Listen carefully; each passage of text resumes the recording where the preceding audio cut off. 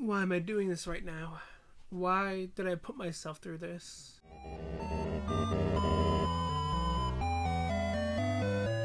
That's right.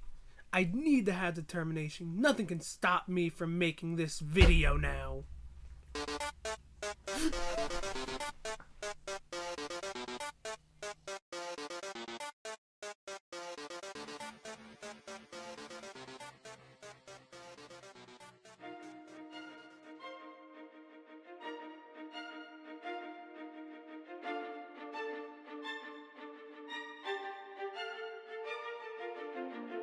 That's right. I finally did it.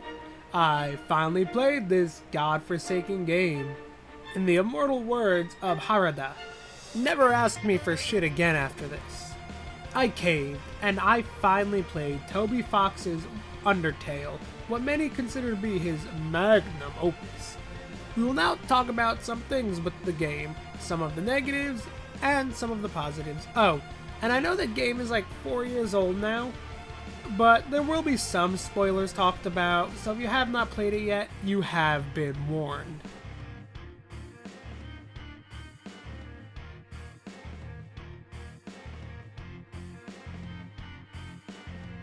So let's start this off the right way now. I never had any intention of playing this goddamn game. It has nothing to do with the game, nothing to do with Toby Fox, nothing like that. I was never going to play this game because of its goddamn fanbase. It's like the Rick and Morty fanbase all over again. They literally will not shut the hell up about this damn game and talk about how Toby Fox's magnum opus is literally God's gift to gaming. Now, I know, it's a really dumb reason to not play a game because of its fanbase, and I will always stand by that statement, so I'm kind of a hypocrite right now. But it is what it is. I caved, and I played it. So eat a dong. That's all there is to it. Here we are. Let's get my stream of thoughts on Undertale going now.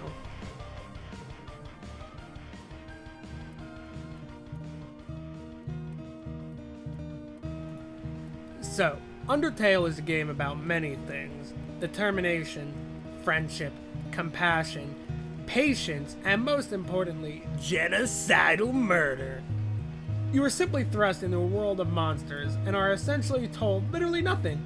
You just kind of fall through a cave in a mountain and all of a sudden, bam, you're there. All you know is you have a cool goat mom and that monsters are not all nice and flowers are really goddamn scary. You go out into the world disobeying goat mom because F you mom, I'm a teenager. Throughout the game, you will come across many unique and quirky characters. The blatant millennial nap-stab look, the eccentric and probably most character in the game, Papyrus, and even the sexy fish goddess herself, Undine. For reals?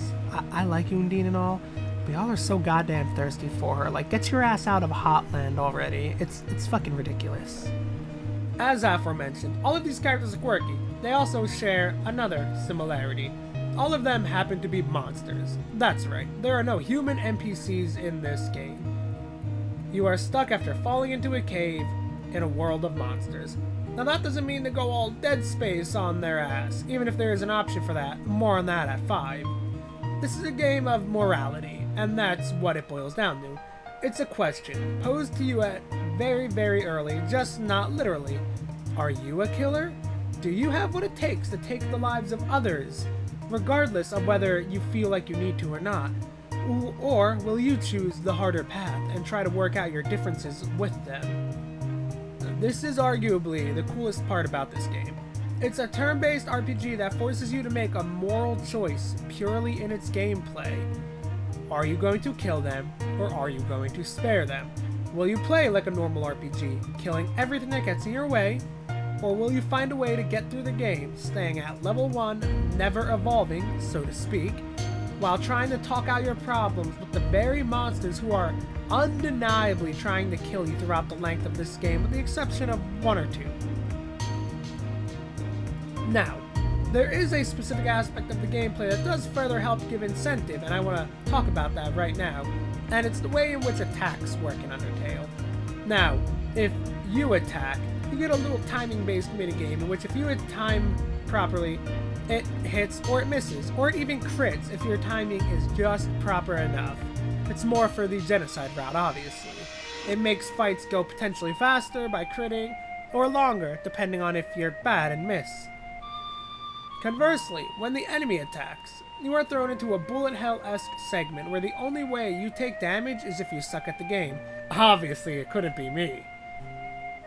Ignore the part where it took me like 32 or 3 endings to beat Genocide's final boss. You know what I'm saying. Yeah, ignore that part. Who'd have thought all my time spent playing Touhou and Ikaruga would help me in an RPG? And yet, here we are. Don't suck at the game, and you'll be fine. Suck at the game, and well, you're in for a bad time. The style helps so much, as it fully places the choice of which path you want to take, the genocide path where you kill everything in sight, or the pacifist path where you save everything in sight, even things that don't want to be saved, like the millennial. There is no true RNG to cuck you here. You must live with your choices. If you choose to kill any of the monsters in the game, you do not get to blame the game in any feasible way. You don't get to say, well, I needed to level up. Well, I needed to do this. I needed to do that. You don't have to, because the game is pure ability based. So, have fun feeling like a complete and total shitlord. Have fun racking your brain, unless you're an unhinged sociopath like I am. As for the characters themselves, all fine, they're great characters, with the exception of Alphys. Literally, F everything about that character. I find her to be excruciatingly annoying. Let me play the game, damn it, you stupid, clingy. So, Alphys aside, the cast is pretty great. Get to know them, then kill them like the awful degenerate you blatantly are. As for the OST, Toby Fox delivers in spades. I am sure you at bare minimum have heard Megalovania. If not, what rock are you actually living in? Are you like from Australia or something? How can you possibly exist on the internet in 2019 without hearing that song? There's a lot of standout tracks, Mega obviously being one of them. I am more partial to Hopes and Dreams, however, though, and if you disagree with that, well, that's fine. Have fun being wrong, I guess. I do definitely enjoy the OST regardless, though. Enough to do certain things with it.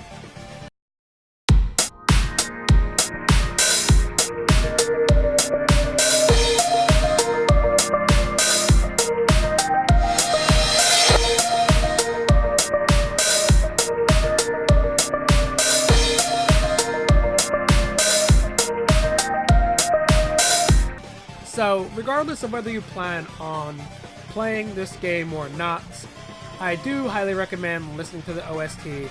It's pretty dang rad, all things considered.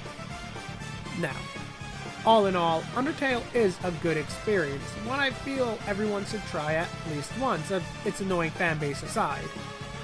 The game is by no means perfect though, as the fanbase would have you believe. And the genocide route shows probably the biggest problems of the game, such as the infamous, at least to me, Potland grind. Why, Toby, why? I get you want to make me feel like shit for running the genocide path, because that's the whole point, but there are infinitely better ways to do it than that awful slog of an area on the genocide path. Pacifist path, it's fine. Genocide path, Hotland, is abysmal. Also, I do 100% legitimately, unironically hate, despise, abhor Alphys. F everything about her. Whenever she was around, I was nothing other than annoyed. It doesn't help that the last quarter of the game on Pacifist is pretty focused on her, and it kind of sucks. Now, with that being said, the game is short. It was always cheap, like I think it retailed for $20 when it first came out, maybe $30, I don't know. But it was never a full price $60 game, so the length of it is a little more relevant, but I feel like it's fair to mention it here. And when it comes to inspiration, it is a blatant homage to Earthbound. Specifically Earthbound, like you can argue older like 90s RPGs and stuff in general and across the board, but Earthbound is the one it shares the most similarities with. As someone who's never played Earthbound personally, it doesn't faze me either way. It might faze other people though, seeing how much of it is inspired off. And I know that sounds weird for me to say I've never played Earthbound and inspiration, blah, blah, blah. I know enough about Earthbound to understand the inspirations. That's the best way to put it. Doesn't bug me, might bug you. That's that. With all these slight complaints aside, though, through it all, I found my time spent in this world to be more enjoyable than not. If I were to give it a numerical score, I think I would give it about 7.5 out of 10 blue skelly mans. I do think it's a good game and pretty cool in concept, but certain writing flaws in both aspects of the story at times and specific characters like the aforementioned one, and then doubling that, or I should say adding questionable gameplay choices at certain times, such as the Hotland thing, stop it from, in my opinion, being one of the big greats in my mind, up there with games like Nier Automata and P4. I definitely enjoyed it more than I thought I was going to, though, so good job with that, Toby Fox. I look forward to getting around to playing Deltarune 4 years after it came out, as I did with Undertale. That's honestly all I really got, just a quick short one today. Go check out the game, it's cheap and worth it for the most part. If you like RPGs, you like character stuff, you get the point, you like weird, quirky shit. If you happen to have played Undertale, do feel free to leave me your stream of thoughts down below. I do like hearing the thoughts of others, even when they're wrong. Well, that's really all I got. Until next time, this has been the entitled one, sighing out.